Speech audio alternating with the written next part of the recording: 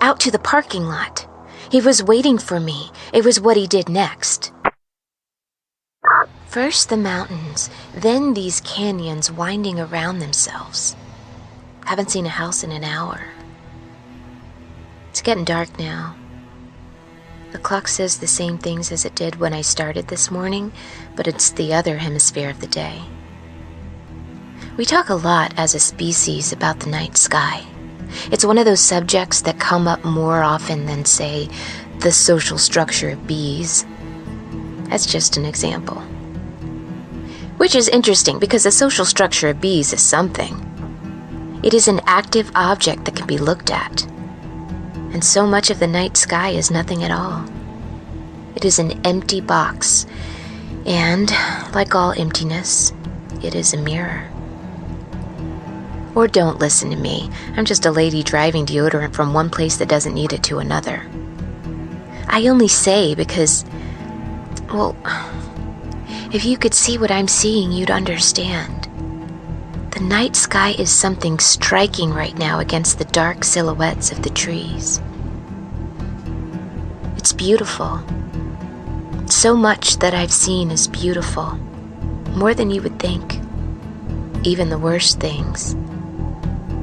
And isn't it funny that the trees blot out the sky? Physical objects as shadows against the void. We are nothing if not absurd. We are nothing. He was waiting for me in the parking lot. He was holding Earl now. Earl seemed to be awake again, but the thistle man was holding him too tightly for him to move. The outside lights in the gas station weren't working anymore. The two men were shadows against the harsh light of the diner windows. People eating waffles and sausages and shit. The embrace was almost tender, but there was nothing tender about the man with the yellow fingernails. His grip was strong, and the truck driver couldn't move, couldn't shout. They both stared at me. Earl's eyes were wide, struggling with the vision of the future without him in it. The man with the yellow nails, his eyes were flat, like a bad painting of a face. They both stared at me, and then the man with the yellow nails, he took a bite out of Earl, tore out a chunk of flesh right at the artery in his left armpit, and Earl began to bleed. He didn't move, but only whimpered a little. Tears started falling from his staring eyes, but he didn't move. And the other thing, whatever it was not a man, dug his fingers into the wound and pulled out bits of Earl the way he had picked up the egg, with the same flat movement, the nothing demeanor. This was not a meal. This was not something that he had to do in order to survive. It was a demonstration. The thistle man, he wanted me to know. And Jesus, right then I knew. I ran back to the truck, of course. I locked the doors, of course.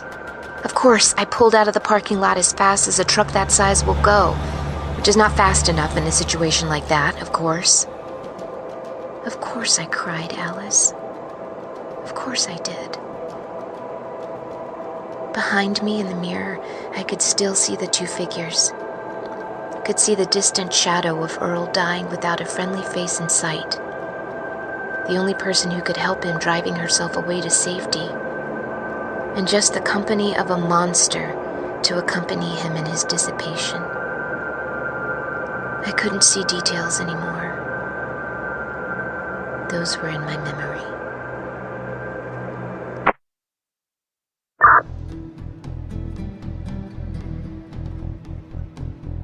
Flat and grassy, I think. It's dark now and the darkness is vast here. It really has a depth to it. Keeps going. I didn't think that dark could have a bottom until I saw a dark that didn't. I've seen the thistle man again. I've seen him again and again behind the bathrooms at rest stops, in the snack aisle at gas stations, sitting alone at the biggest booths of the smallest roadside bars, places with one kind of beer on the menu and video poker in the bathroom by the toilet. Something brutal and clumsy in his movements, like he doesn't understand how any of him works. And sharp teeth. Not sharp enough to be fangs, but not human either.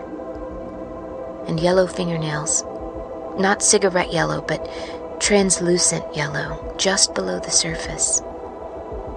He hasn't talked to me again, but I've been seeing him, and he knows it.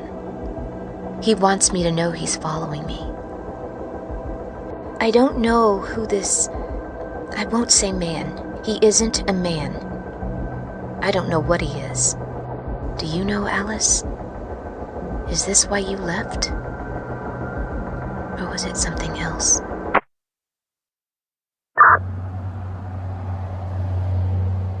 Was it me?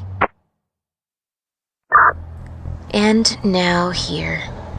The road between two places I've never heard of. Travel-sized deodorant, an unusual height, closer to the night sky than I am to any other human. A night sky that seems gorgeous and heartbreaking, even though it's not. It's not anything. It just isn't. Where are you, Alice? Why can't I find you? I'll keep driving this truck. I'll keep wandering this country. I'm going to find you. I will. Hopefully I'll do it before the Thistle Man finds me. Every time I look behind, I worry that the headlights I see are him, and his strange, dirty hands are on the wheel, pointing them at me, going faster and faster. This better be worth it, Alice. Nothing ever could be.